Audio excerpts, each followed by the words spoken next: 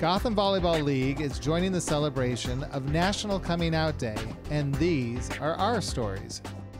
My name's Chris, and I came out of the closet when I was 14.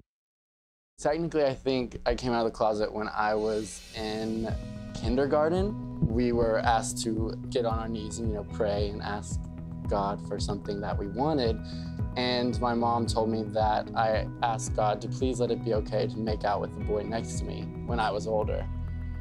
Freshman year, when I was 14, my mother found a note that I wrote to my friend talking about how I had made out with this guy at church camp. And so then she brought it to my attention, and then I informed her that yes, I was in fact gay, and I did make out with that boy from church camp. That I prayed about when I was in kindergarten.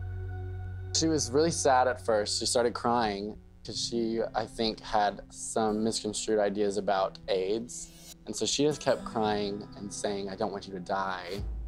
I was very confused too, because I was like, I don't want to either, but didn't know that that was what I was getting into. Later on, when she kind of calmed down and kind of started telling me what that meant, I was able to then inform her what HIV was, because I was then in wellness class, and I said, "Well, Mom, here's a chapter that I think you should read in my wellness book." So it calmed her down a bit. My dad was a little different. He was pretty jovial about it, but said, "Would it help if I got you laid with a girl?" And I was like, "I don't think that will help, but thanks very much." When I turned 24, my mom gave me a letter that she wrote after that kindergarten experience. And she wrote it to me whenever I would grow up, and she gave it to me. And in the letter she wrote, "I knew that you were gonna eventually tell me that you liked boys." And she said she was very proud of me though, because whenever I went to that kindergarten class, one of the other things we had to talk about was our favorite color. My mom said that before going into the class, I told her my favorite color was pink. And then after the class, I came home and said, "I can't like pink anymore. I have to like blue. Blue is now my favorite color." And she said she was very sad because that meant that the world had an effect on me that kind of changed me, who I was.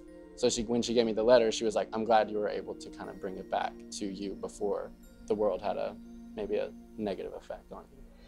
After I came out of the closet with my parents, it was very easy because I never had to hide. I was just me. My name's Chris, and I came out of the closet because I wanted to make out with the boy sitting next to me in class.